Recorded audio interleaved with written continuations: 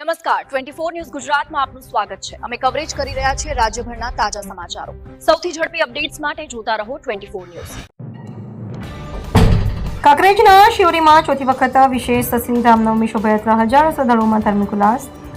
બનાસકાંઠાના કાંકરેજ તાલુકાના મુખ્ય મથક શિવરી ખાતે ચોથી વખત વિશેષ શ્રી રામનવમી શોભાયાત્રાનું આયોજન કરવામાં આવ્યું હતું। સમગ્ર શહેરમાં શુભ પ્રસંગને લઈને વિશેષ ઉત્સાહનો માહોલ જોવા મળ્યો હતો।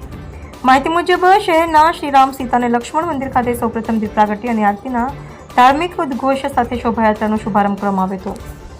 શોભાયાત્રામાં શિવરી વેપારી મહામંડળ અને અડારે આલમ જેટલા લોકો મટ્યા હતા। જાત્રા ગરબી ચોકથી શરૂ થઈ બસ સ્ટેન્ડ પોલીસ સ્ટેશન પાસેથી પસાર થઈ અને પાટણ નાળાની પાસે આવેલા શ્રી વાદળી ગૌમાતાના સ્ટેચ્યુ પાસે પરિક્રમા કરીને અંતે મંદિરમાં પરત આવી।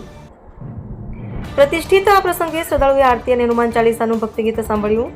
ભગવાન શ્રી રામના દર્શન કરી અને ધાર્મિક આનંદ અનુભવાયો। શોભાયાત્રા દરમિયાન બાળકો, યુવાનો, વરિષ્ઠ વ્યક્તિઓ દ્વારા વિવિધ સાંસ્કૃતિક અને ભક્તિગીત કાર્યક્રમોનું આયોજન પણ કરવામાં આવ્યું હતું, જે શિહોરીના ધાર્મિક અને સાંસ્કૃતિક પરંપરાનું પ્રતીક બની ગયું હતું। શિહોરીમાં ચોથી વખત શોભાયાત્રા યોજાય છે અને આ પ્રસંગે શહેરભરના લોકોમાં રામનવમીની ઉજવણી માટેનો ઉત્સાહ સ્પષ્ટ જોવા મળ્યો હતો। આવી ધાર્મિક પ્રવૃત્તિઓથી સ્થાનિક સમુદાયમાં ભક્તિ, સંસ્કૃતિ અને એકતા માટેનો સંદેશ મજબૂત બનતો જાય છે।